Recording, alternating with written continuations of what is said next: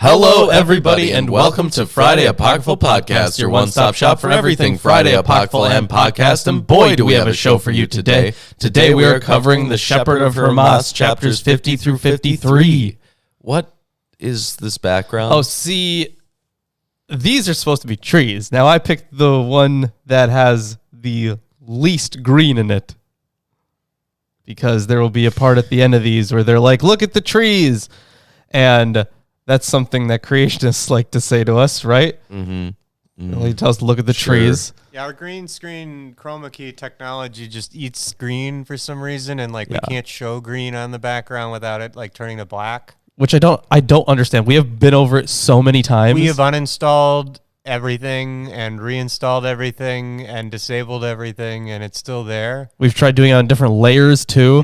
It's just, I don't know why. No, I have no idea why. No amount of updates have fixed this from OBS either. Right, we can chroma key everything out of the video portion, but it also always chroma keys the background, even if we have not applied the chroma key to that. It's really annoying. Yep. So these are trees. This is your behind-the-scenes look at how we do things. Or poorly. Do not understand how things work. This is one of those things. Yeah, but we don't need to understand how things work because we're reading books today. We're reading The Shepherd of Hermas. Yes, and I have Lost Scriptures, books that did not make it into the New Testament by Bart D. Ehrman. Is it finally there? Yes, we're finally here. I have chapter 50. Wow. Do you have through 53? Yeah.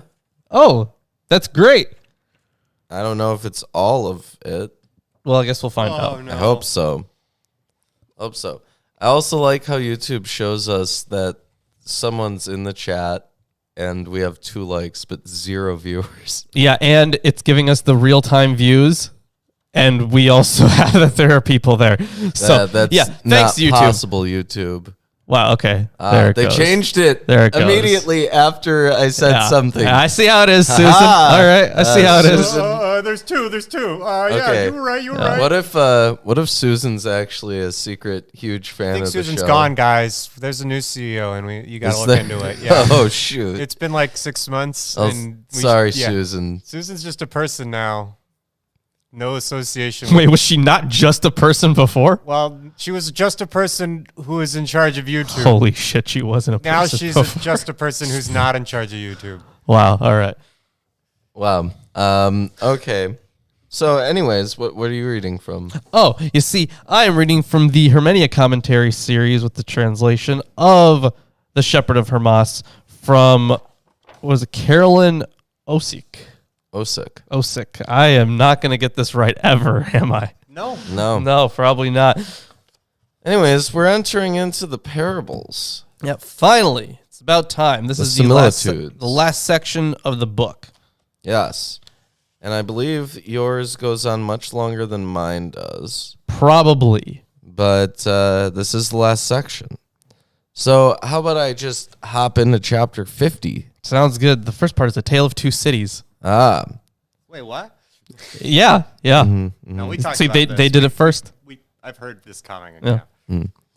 He said to me, "You know that you slaves of God are living in a foreign land, for your own city is a long way from this one. If, then," he said, "you know your own city, where you are about to live, why are you preparing fields, expensive furnishings, buildings, and pointless rooms for yourselves here?" So they are pointing out here that they are living in this different city. Now, of course... Chris, fix my camera. What happened? I'm super low on it. Oh, yeah, I see it. All right. Yeah. So these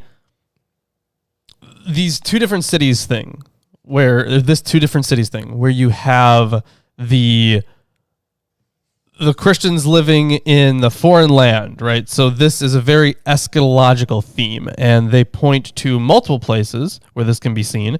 Philemon 3:20, Hebrews 11:13 through 16, also John 14:2 through 3, Ephesians, 1 Peter. There's a whole bunch of them. So this is kind of like it's similar to how it's similar to the Gnostic thing, but it's not like a different reality entirely. But either way, it is. Lawrence, why are you studying ancient Greek? The end times are coming. Yeah, right.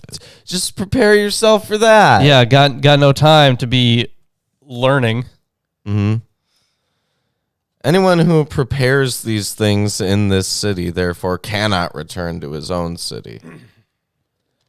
You foolish, double-minded, and miserable person, Lawrence. Thank you. Do you not understand that all these things belong to another and are under someone else's control? For the ruler of this city will say, I don't want you living in my city. Leave it, because you're not living by my laws. And so, you have fields and houses and many other possessions. When he casts you out, what will you do with your field and house and whatever else you've prepared for yourself? For the ruler of this country rightly says to you, either live by my laws or leave my country. Yes, so the identity of the lord of this city need not be decided between the Roman emperor and the devil, nor are the laws of this city to be identified with Roman law. In spite of the commandments of the devil followed by some, Hermas is more optimistic about the presence of God's Spirit in the world and in Christians than to imply here that the devil controls the world. Rather, this is a point at which the story is more parable than allegory, so that a strict correspondence of every character need not be found. In the story world, cities have rulers and laws which lend themselves easily to the flow of a story.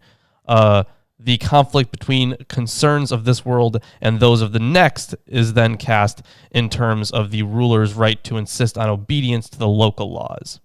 So they're putting it in this life versus the afterlife mentality. Yeah.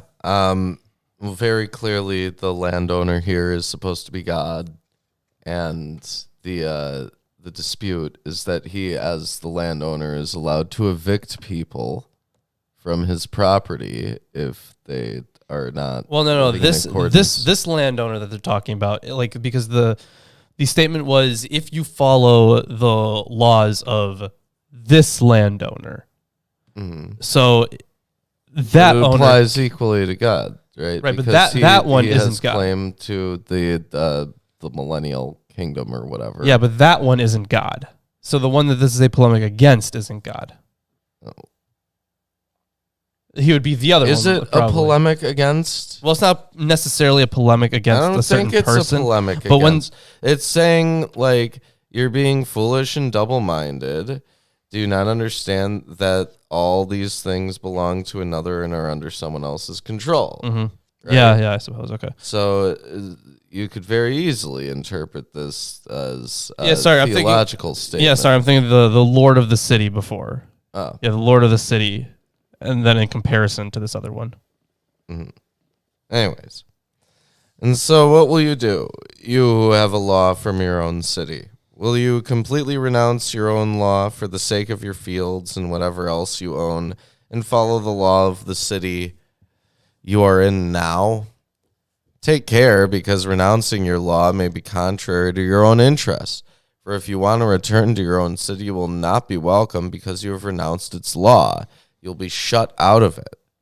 Right? So if you give up the law of God in favor of the law of man, you'll be kicked out. You're done. Yes. How are they handling the animal sacrifice laws? By sacrificing. I'm sure. What? I'm sure they do. And so take care. Since you are dwelling in a foreign land, fix nothing up for yourself except what is absolutely necessary.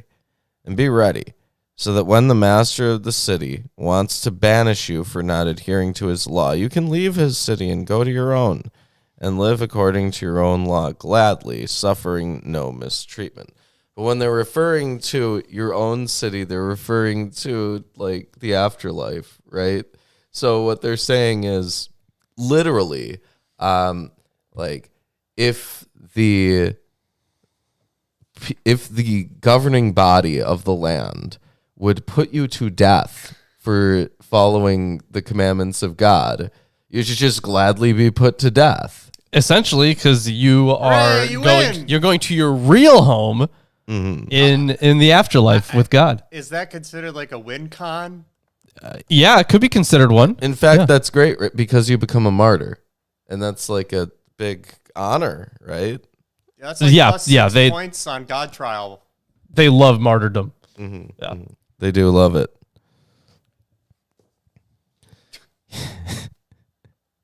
Take care then, you who are enslaved to the Lord and have him in your heart. Do the works of God, remembering his commandments and the promises he made, and trust in him, because he will do these things if his commandments are guarded. Instead of the fields, then, purchase souls that have been afflicted, insofar as you can, and take care of widows and orphans, and do not neglect them. Spend your wealth and all your furnishings for such fields and houses as you have received from God. For this is why the Master made you rich, that you may carry out these ministries for him. It is much better to purchase the fields, goods, and houses you will find in your own city when you return to it. This kind of extravagance is good and makes one glad. It has no grief or fear, but joy instead. And so do not participate in the extravagance sought by outsiders, for it is of no profit for you who are slaves of God. But participate in your own extravagance, in which you can rejoice. And do not counterfeit or touch what belongs to another, or desire it. For it is evil to desire someone else's goods. But do your own work, and you'll be saved. That's the end of chapter 50. Hey, if you're enjoying the stream, like, comment, subscribe. Chapter 51, Lawrence, I'm going to hand it to you. Yeah, that's fair. And then I'll take 52 and 53. Yeah, they're about the same length. So, Yeah. all right. Are 52 and 53 kind of short? Oh, yeah. Together, they're about the same length. Okay. Gotcha. Easy clap. So this is now we're going to a different parable. This one is the elm and the vine. As I was walking in the country, taking notice of an elm and a vine, and thinking about them and their fruits, the shepherd appeared to me and said, "Yeah, see, I told you that." Yeah, he's the shepherd. Yeah. The angel of conversion, Yeah. the shepherd. Yeah. So But now he's explicitly called the shepherd. I think he was called that before, but anyways, I just give him a bunch of names. So this is what the shepherd says to Hermas. What are you pondering within yourself regarding the elm and the vine? I'm thinking, sir, I said, that they are well fitted to one another. The elm and the vine? Yeah, they're perfect for each other. Although, Okay. well, let's see. He says, these two trees are a symbol of the servant of God. Or, sorry, of the Slaves of servants. God. Yeah, servants of God. Slaves works too. I would like to know, I said, the symbol of these trees of which you speak. Do you see? He said, the elm and the vine? I see them, sir. Whoa. I said, this vine, he said, bears fruit, but the elm is a barren tree. But this vine, if it does not grow up the elm, cannot bear much fruit lying on the ground. And the fruit it bears rotten when it does not hang upon the elm. But when the vine is cast upon the elm, it bears fruit both from itself and from the elm. So there's a symbiotic relationship that results in the production of the fruit of the vine. Yeah, fun facts. Most vines are not symbiotic and strictly parasitic. Well, this one No, is symbiotic. no, it's just useful to you. Sure. That elm is getting fucked. It's like having its leaves compete with something else's leaves. Seriously, you just think about Well, it. in yeah, this maybe case, the elm is fucked Yeah, I because know. it doesn't say that the elm produces anything. Doesn't say that It's the elm just got that better the or vine worse. is able to produce fruit because it goes up the elm. Uh-huh. So it is parasitic. Well, the I way think it's strictly parasitic in terms of sunlight competition. well the elm itself here. So let's see, where is it? I'm Through not gonna argue this. It's just a fun fact. It's just a fun fact. Okay, so through the cooperation of elm and vine, the elm can be said to bear more fruit than the vine because it is the agent or facilitator of the vine's production. You just so put the vine on like a stick, guys. It's the rock upon which fruits were built. It is, if you think about this in Cobra Kai terms, we like strong build- roots. We like build lattices and stuff so that you don't have to kill trees for fruit to come from vines. Okay.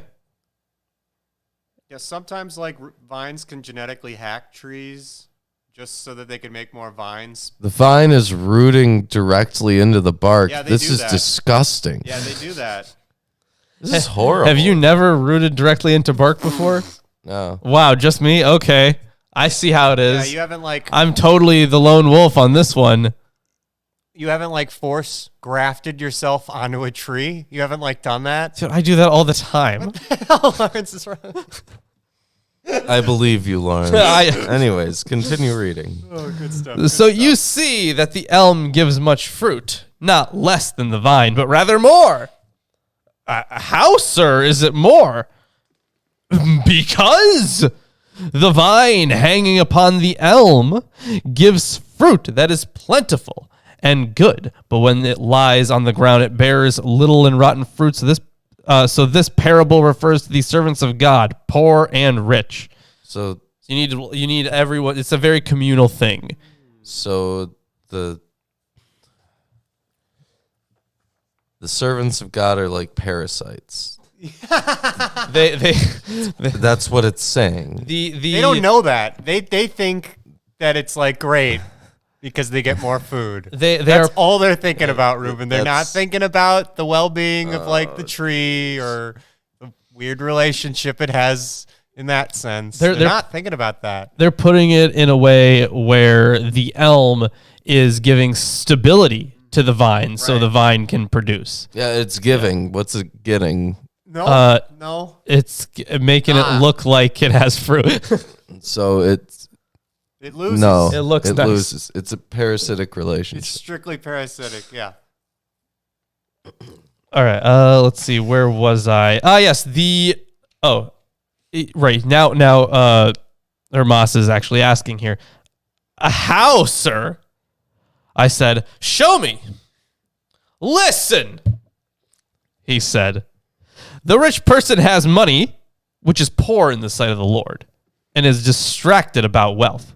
Such a person's petition and praise are therefore very small in the sight of the Lord. And what he or she has is weak and small and has no holy power. So when the rich person relies upon the poor person, so when the rich person relies upon the poor person, it supplies to him or her what is needed. The rich person believes that whatever is done to the poor will be able to find its reward from God. For the poor person is rich in prayer of petition and praise. Hooray. Yep. And his or her intercession has great power before God.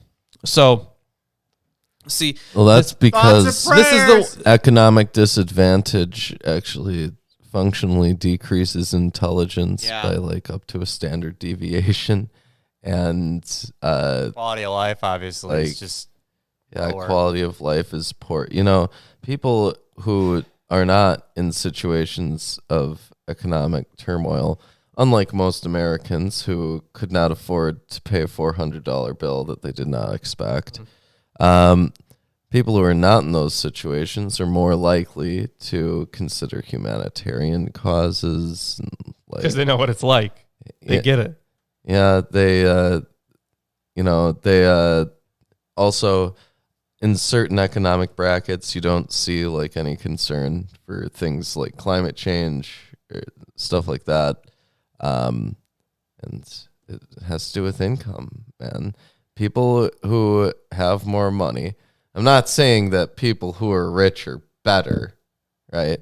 But people who are not poor, right, actively poor, they have more opportunity to even do things to be better. Yeah. Right. The amount of things you could do to get out of that situation are very small. And you know what? It fucking sucks too, because so when I was a general manager, there was a homeless guy that came in and was looking for a job, and I was totally cool with hiring him because in my mind, this is a person who is living out on the streets that wants to make money and get out of that situation. Yeah. And you know what my boss told me?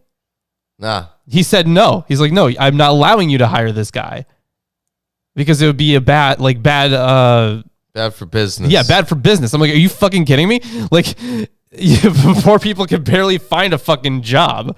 Like, so how are you supposed to even begin to get yourself out of that situation unless someone is, a rational human being that says, yeah, sure, you want to work? Yeah. Like, it's ridiculous. Can you hire without an address? The thing is, you totally can. But they could also use like a shelter's address or something like that. Yeah, the thing is, you can hire without an address. You can't deliver anything to them, obviously, but you can still hire them without an address. That's not a necessity. You can pay them. Yeah, they can still come in and get their check. Yeah. Like that's perfectly allowed. So You can also pay people under the table, but that's not. I mean Jimmy that John's too, thing. yeah. Yeah, they don't do that at Jimmy John's. So yeah, it's such a bullshit Well, so system. how's the bet? Look, like, what do you need to get done? You need him to get a haircut. Give him $15 and tell him to get a haircut and come back. Yeah. Like, 15. all right, Haircuts are ridiculous. $20. Yeah, I mean they're Sure, if they're you still tip 'em. pretty cheap. Which you should. Nah. Which you should. They mostly work off of fucking commissions. yeah. Wow. It's ridiculous. Well, at least they get commissions. I don't think my barber ever worked off commissions. No, the thing is, it depends on where you go, right? Yeah, that's true. There's, It is weird. There's places around here where you can get a $150 haircut, Jesus. and they get paid on commissions. So, they're doing all right. Yeah, some of them do actually have to for the most part rely on tips. Yeah. Yeah, it is kind of ridiculous. So either way, before we get into $50 that discussion, so either way, the rich person has to go to the poor person to seek theological help, and in turn, the rich person, and this is what they're getting into next. So, yeah, wait, hold on. Where the fuck was I? Yeah, therefore the rich person supplies everything to the poor one without hesitating. So the poor one, sustained by the rich, prays to God in thanksgiving for the one who gives, and the rich person is continually concerned about the poor, that the poor may continue unceasing in life. For the rich one knows that the prayer of the poor is acceptable and rich in the sight of the Lord. So both together complete the work. The poor person works at intercession, being rich in this gift received from the Lord, and returns it to the Lord who sustains him or her. Likewise, the rich person, with the wealth received from the Lord, supports the poor without hesitation. Okay, but this is actually a symbiotic relationship. Yeah, what he described earlier was a parasitic It relationship. was a bad, outright. bad metaphor. They didn't know how bad it was. Well, yeah, they would not have understood that. So now we've got symbiotic and parasitic. What else are we gonna get? Codependent. A different one. Very toxic on both ends. Oh, yeah, one word, super toxic. Yeah, okay. Now this work is great and right before God, because this rich one understands about wealth and has used the gifts of the Lord for the poor and accomplished the ministry rightly. Thus, to human eyes, the elm seems not to bear fruit. But they do not know that when drought comes, the elm which has water nourishes the vine, and the vine, having an uninterrupted flow of water, produces double fruit, both for itself and for the elm. That's not how that. You're right. they're dumb. It isn't. You're right. It is not how that works. Fundamental misconception on how that operates. Right. They didn't look at the trees well enough. So you know what they should do? They should take some advice and look at the trees. Wow. Look at the trees. Look at the elms suffer. No, really. Look at them. Like closely. Put your face right up to the tree. Seriously, have any of you ever heard of kudzu? Kudzu? Seriously. What is that? It's a vine. It's a very fast-growing vine, and it grows over the trees. How and fast covers is it? them. How fast is it? Up to 3 feet in a day. What the fuck? Look it up. 3 feet in a day. I lived in South Carolina. You could wake up and kudzu could be in your backyard. That is pretty fast for a plant to grow. Yeah, it's dependent on the weather entirely, but like it can grow insanely quickly because it just smothers out trees. And they have to like deal with it all the time. Terrible. It's like the most pervasive vine I've heard of. Maybe there's like a worse one, but that was the worst one I had ever heard of. Oh, apparently it's so terrorizes native plants all over the southeastern United States and is making its way into the Midwest, Northeast, and even Oregon. Kudzu is native to Japan and Southeast Asia. Apparently it is very, very quickly growing. That's wild. It's parasitic as Awful. fuck, though, man. It like smothers other trees out. It just becomes the canopy and ruins the ecosystem. I've seen it smother power lines. That is pretty nuts. Like it breaks them by mass. That's pretty bad. Yeah. Holy shit. So vines, they're not a problem Don't at you all. love I don't think they had invasive kudzu. plant species? Isn't it great? Yeah, but they didn't have kudzu I back guess in the not. day. No. Yeah. Well, they must have in the garden. Oh yeah, that's how it got so beautiful so fast. Yeah. Yeah. Because it was all just kudzu. Well, like God created all the plants at the same time. Oh, but this is hold up. It's a different kind. No, it's Microevolution, it's the same- not macro. Yeah, right. Micro, not macro. No, Lawrence. It's literally not a different kind, right? Because the different breeds of dogs gotta are finish still the this up. same. They're still the same kind, So yeah. it's still a vine, so it's the same kind. Sorry. So it's the same kind, but yeah, micro versus macro. Japan. Anyways, Keep reading. So yeah, they have an actual symbiotic relationship as described here. But then it goes on. Yeah, so thus to human eyes the elm seems not to bear fruit, but they do not know that when drought comes, the elm, which has water, nourishes the vine, and the vine, having an uninterrupted flow of water, produces double fruit, both for itself and for the elm. Likewise, the poor is interceding for the rich before the Lord. Likewise, the poor, by interceding for the rich before the Lord, supply what is lacking to their wealth. And again, the rich, by furnishing to the poor what they need supply what is wanting to their souls. So you can be saved through works. Yeah, but it has to be the right works. Yeah, Of course, yeah. with the poor. Essentially, so if you're rich, you gotta help the poor person, and if you are poor, you have to help the rich person, but only if they help you. If You are if the you're strong rich, root if you're we poor. want your money, and if you're poor, we want your time. Yeah. Wow, this is just society. actually, the rich get dicked twice. They want your money and your time, I think. No. Well, the thing is, no way to not in give it. society, yes. In this metaphor, no. Okay. Yeah. So, Well, I don't have time for this anymore, so I'm going to leave. all right. I guess the poor here are just like completely destitute and don't have any money. They are the strong roots, and through them, through the poor, the rich can find salvation because God listens to the poor and not the rich.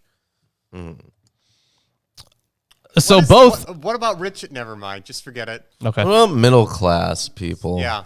You Are know, they rich? it's really 50-50 with those guys. Well, like Yeah, God laborers. flips a coin on that one. He doesn't play dice, but he flips You a know, coin.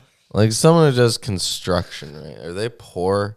They don't have to go to the soup kitchen or anything, right? Right. They So could- I guess, yeah, if they are not destitute. But they can't like pay for a whole bunch of other people to eat. Like, No, not for a whole bunch of other people, but I assume Like a if family, you a small if you family. give as much as you can, though. What if you make exactly what you need, like without any Good wiggle question. room? Good question. Then are you? Well, the thing is, depending on your outlook, you could be. I also love soup. Just no, I never really liked soup that much. Heresy. I grew up with borscht, and it sucks. That's not soup. It is soup. So No, it's chicken not noodle, It is definitely soup. tomato, Let me tell you. and In what world is that not soup? pho. I like pho. You like pho? Pho's good. That's soup. That's soup. Fair enough. There you go. But borscht sucks. Borscht isn't soup. It is soup. It's Russian food. It doesn't The count. two different types of food, Russian food and soup. Yep. These are my two fundamental categories, right? Well, I thought there was potato and potato soup, but okay. No. That sounds Russian to me. Yeah. All right. Continuing on here, going to finish this parable. So both are partners in the works of justice. Therefore, the one who does these things will not be abandoned by God, but he will be enrolled in the books of the living. So, of course, that's taking from being not taken out of the book of life. Playing off that. Blessed are those who have possessions and understand that their wealth is from the Lord. For the one who understands this will also be able to render some good service. Wow. Nice. So you can definitely see through this parable the democratization of the faith. Yeah. It's and these metaphors were all over the place. They really were. Well, the thing is, they didn't really understand how vines work, right? Exactly. So they came up. Do you really No, understand? I don't. I gave a very cursory. Can you describe to me the biology of vines, Chris? Sure. Okay. They comprise of a stocky filament that has no photosynthetic properties, that is a structural retaining wall for most of the growth of the plant, and of course the photosynthetic body, which are the budding leaves, and they do usually have fruit of some kind, just like every other plant or seed of some kind. So what do you want? You're done? I'm good? Do I have to keep going? Well, see, what is its scientific name? What? Vine? No, just like that kudzu one. Oh, God, I have no fucking clue. No, it's okay. Me neither. It's not. Why would I? I don't treat all the scientific names like magic cards. There's no, like, art and keywords for me to remember, so I can't just, like... I want you to describe the taxonomy. I thought I did a good job. No, you didn't. Well, you described some of it, but you didn't describe taxonomy to me. It's got, like, parts that have on for grappling. Like, it's got little latches to hold on to things. It does look like that. It is a little furry. Yeah. Yeah, I mean, it depends on how it But what is its attaches. clade? No, I'm kidding. Just Jesus messing with- Christ, Lawrence. I'm not a phylogenists, and... Oh my God, he doesn't know that much about these. Yeah. What's a clade? Clade is like think of it like a class. Like it's where we get cladistics from, and it's like in terms of evolution, you put things into classes and those, but clade. you go to clades. Clade is in there. It's somewhere in the middle, It's in but the middle. it's but I think Okay, but what does it functionally mean? it's just like a marker, I guess. Like this is a point where we're drawing Well, a line. I for understand it's a marker, but what is It's a definitive categorization system for where That- things that all- evolved and how things are related. that all species of a certain clade would go back to that common ancestor where that would have originated that clade. But okay, so it's not like a subspecies thing. well, the thing is, it's all kind of not exactly. it groups all the subspecies together, all the subspecies and the species together. But it's above a species. It is, yeah, it is. If we're talking about but below kingdom, well, yeah, below genus. you could ask Arn about it. He knows way more. Like, I just know that there's an order to these things. There is, but I think that order isn't. I think Arn is of the opinion that order isn't very good, so he is advocating for a different outlook for it. Okay. Yeah. What's his outlook? You should ask him that question. Does he have like a video or something? He has multiple videos. Okay. Does he have just one? No. Tell him to make just one. Okay. Well, he might. I'll ask him. Okay. Either way. Did you finish that chapter? Yep, that was the end of 51. Yep. Yeah, now let me get into 52. It's a pretty short one. It really is. Yeah. He showed me many trees that did not have leaves, but appeared to me to be withered, and they were all alike. He said to me, "Do you see these trees?" "I see them, Lord," I replied.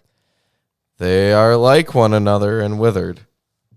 He replied, "These trees you see are the people who dwell in this age." "Why then, Lord," I asked, "do they seem withered and like one another?" "Because," he said, "neither the upright nor the sinners stand out clearly in this age, but they are like one another. For this age is a winter for those who are upright. They do not stand out clearly while dwelling with the sinners. For just as the trees that shed their leaves in the winter all look alike, with the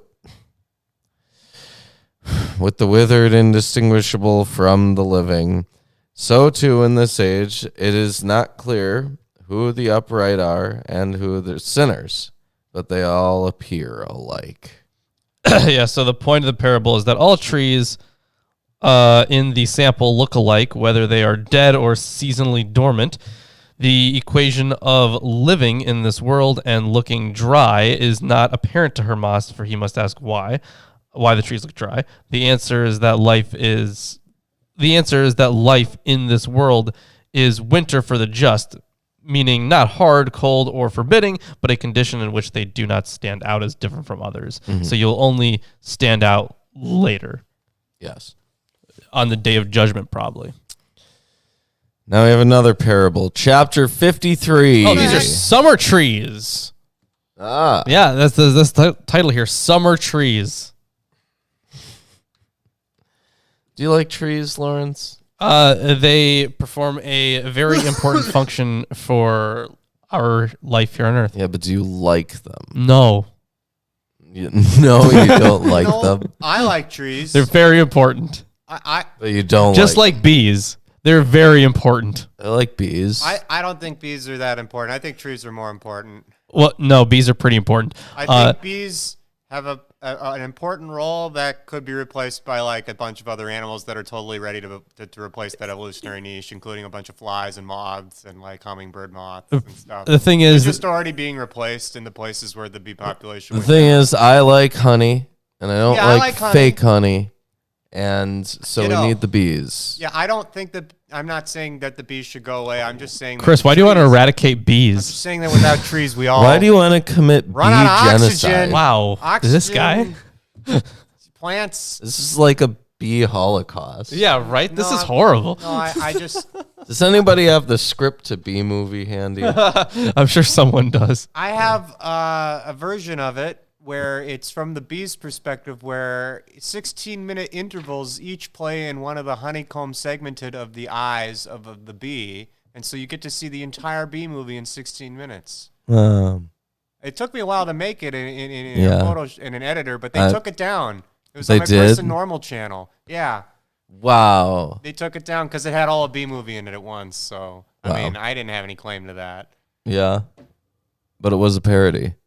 Yeah, of course it was a parody. Yeah. I also made it all buzzing noises so you couldn't hear any of the audio. because it's from a bee's perspective. I thought it was great. Also terrible. That's very unfortunate that was taken down. Yeah, I know. Wasps are evil. Yeah, wasps Yeah, are fuck evil. wasps. I Everyone don't will like agree. wasps. They're bad. You know, Yeah. every kind of wasp is usually pretty bad. There was this video of a wasp who went into a beehive and ate a bee, and all the other bees ganged up and absolutely demolished this wasp. I want to see. I'll have to pull it up, but it was fucking crazy. Like they went in hard. Yep. Yeah. Anyways, chapter 53. Trees and the bees. He showed me again a number of trees, some of them budding, others withered. And he said to me, "Do you see these trees?"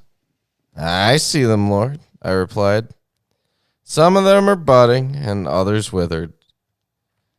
What a terrible writing convention. "These trees that are budding," he said, "are the upright who are about to dwell in the age that is coming. For the coming age is a summer for the upright, but a winter for sinners. And so when the Like mercy north and south. Yeah. And so when the mercy of the Lord shines forth, those who serve as slaves to God will stand out clearly, and everyone will be able to recognize them. For just as the fruits of each individual tree appear in the summer and their species are recognized, so too the fruits of the upright will appear, and they will all be known in that age because they will be blossoming." Oh, so this is okay. So winter no longer means a common situation in which all are unrecognizable from one another, but eschatological hard times in which the wicked and unbelievers will be shown up as dry and fruitless and thus burnt, an outcome that would not normally happen in summer. Right. Sorry, an outcome that would normally happen in summer, not winter. Right. Yeah. But the outsiders and sinners, who are withered trees you saw, will be found withered and fruitless in that age, and will be burned and withered trees and shown for what they are, because they did what was evil in their lifetimes. The sinners will be burned for sinning and not repenting, but the outsiders will be burned for not knowing the one who created them. I want to know what those Holy trees did to shit. sin. What did those trees do to deserve this? Look, some of them just didn't know anything about God. So trees? yeah, it literally says the outsiders will be burned for not knowing the one who created them. How did the trees lose knowledge of Well, God? no, the thing is at They had it. which verse was that? That was at Oh, that was the verse end 4. of verse 4. Yeah. So at this point, they have stopped the. Okay, so yeah, but the outsiders and sinners, the dry trees that you saw. So yeah, they have stopped the parable. Now he's going into the actual meaning of it. Yeah. But that's brutal, man. Like, they're punished literally for not being informed about something. Yes. Although I do, so it is a little funny. So they're trying to keep up the parable by saying that they will be burnt, but also it's not really the parable. It just has a double meaning. It's a pun. Yeah. Great. "You, therefore, bear fruit in yourself, that your fruit may appear in that summer. But avoid many business activities, and you will not sin at all. For those involved with numerous business dealings are also involved in numerous sins, since they are distracted by their affairs and do not serve as the Lord's slaves.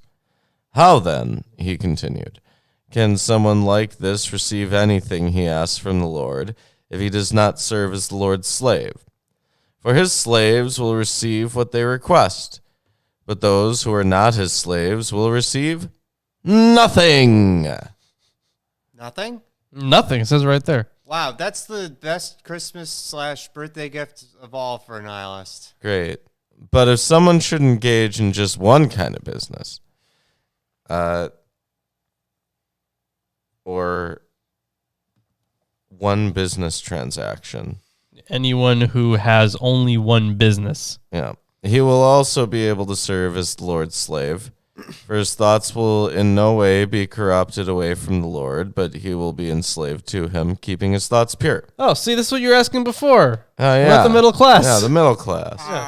Yeah, we're So- not having D&D this week. The That's how working Kanoe works. There you go. Wow, I'm gonna forget that by D&D next week. Good. So then, if you do these things, you will be able to bear fruit in the age that is coming, and whoever else does these things will bear fruit. And that is the end of the reading for the day. Holy shit. Yeah, pretty short. Yeah. I tried my best to add like words to your, view time with Yeah. interesting commentary, but I couldn't do it. I couldn't keep up. It's just a short episode. Yeah, the reason why is because the next similitude is far longer, Oh, yeah, which I'm is why I did that. Yeah. Well, so we had some tree stories today. It's nice to get some herb lore on the show once in a while. Well, the thing is, we have had herb lore. Remember when the trees in Psalms were singing and praising God? Yes. Or that one See, time those that Jesus were the rotted trees. The palm. That what? Jesus like withered the palm. Oh yeah, he withered the tree, right? So maybe those are the trees that the shepherd is thinking of. Those are the good ones, the ones who sing praises to the Lord. Maybe. Yeah, and We all don't of really his get a creation. lot of herb lore in the Bible, Here's a though. quick No, not question, really. guys. Which T-shirt should I pick? That one. No. I'm just gonna quickly read them. Lost in Transmission, Atheist Adams, Lost in Transmission, Behold, Unforgivable, Lost in Transmission. Just look at how many Lost in Transmissions there are. You know, it's weird there's so many because I didn't add that many I colors know, but to like, it. look, they're the same colors too. Here They're they just are. repeating now. Wow. There's just. Oh, those are all the same. Okay. Well, just throw one of them up there so that people. Which one should I pick? Wait, hold on. Scroll up, Go scroll up. scroll up. Stop. Wait, It's scroll up different more. No, stop Scroll right- up no, more. right there, right Scroll up more. No, hold on. Look at this. So on our screen, we see the shirts and the prices listed on them. They're totally random. No, it is. Look at this. One of them for the same shirt. One of them is $25, and the other is $31.26. This is wild. I have no idea. I You can only pin one at a time. Okay, Here, so pin that one, and then wait a second. Now pin this one. I don't know if that even Yeah, worked. Maybe some of you could see that. Okay, there. but either way, that was. I don't know what the hell is wrong with. Like it's not even a color thing. Like there were like 30 entries of Lost in Transmission, and they were all randomly priced. This is Yeah. so weird. Okay, I but think either I saw a way, hoodie on there for $45. Yeah, I've seen the Lawrence. hoodie on there twice. It's like 30 or 40. It depends on which link. yeah, it depends on which link. Sent. Which is wild. Okay, so yeah, I didn't totally fuck it up when I set it up, but No. something is fucking up here. Something's wrong. It's on this end. Something I had to show you because I was like, oh, haha, there's like 5 or 6 extra. No, it's mostly Lost in Transmission, Which and is there's fine. like 40 entries. So yeah, that's our newest Lost in Transmission shirt. Get it? 3 'Cause- different prices. You pick your price. Right now, 2 different prices. Sure, pay what you want. Hey, I guess God, that'd be nice. as long as it's one of those options. Well, gotta be one of those. Fuck up. I did check. It should be 25. I'm pretty sure. Right? Yeah, I did check. So I don't know what the hell is up with Spring and YouTube, but they got to get their shit together eventually. Yeah. Seriously. So this parables, these things that we read today, they're pretty typical stuff. Not very exciting, but what are we doing next week? We're doing a long one. It is a bit longer. Yeah. So we got. Let's see. Looks like some Jesus stuff. Oh, this is more like theologically oriented stuff. So about fasting. Yeah, quite a bit about fasting. Then they have an explanation of the parable about fasting. Any slowing? No slowing? No. Well, everybody, we'll see you next week when we talk about Fasting, and then meta Almost commentary exclusively. about Holy fasting. shit. almost exclusively Yeah. about fasting. That is Don't forget wild. to chill.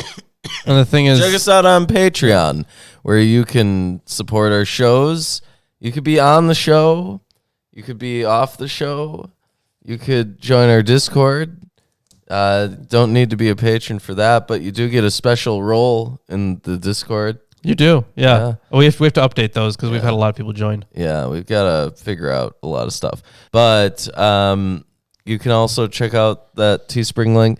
You know, if you're on the Patreon, you could be entered in a monthly T-shirt giveaway, Which we'll be doing on Sunday. Yes. Check out So Lawrence's new video. Yeah, become also a patron right now. Go do it. Yeah, and then if you become a patron right now, you will be entered into that T-shirt giveaway. And if you have not seen it yet, go watch the new video, as Chris mentioned, on an unsolved murder from ancient Greece. Yes. Why are the views so low on that? I don't fucking know. I thought I wild. did a good job with it. I think you I had need to fun with add it. more hashtags.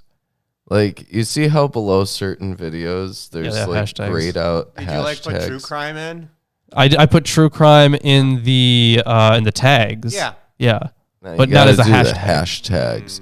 I bet all the kids these days are searching by hashtag. I don't know if they You are. can edit that later. I'll Keep that check. in mind. Throw on some hashtag. Throw on like hashtag true crime, hashtag ancient Greece, Yeah, or hashtag ancient history or something like that. I'll give that one a shot. hashtag legal, hashtag Hashtag- legal drama. Yeah, legal drama. There you go. That's a good one. There you go. Yeah. Well, Anyways. Yeah, thanks for joining us. Oh, there's an Amazon wish list. Check that out too. Tons of books on there. Add more to the table. You can become a member if you want. All right, that's all the shilling. Yeah, that's all the shilling. Facebook and Twitter, and We'll we'll see you on Sunday.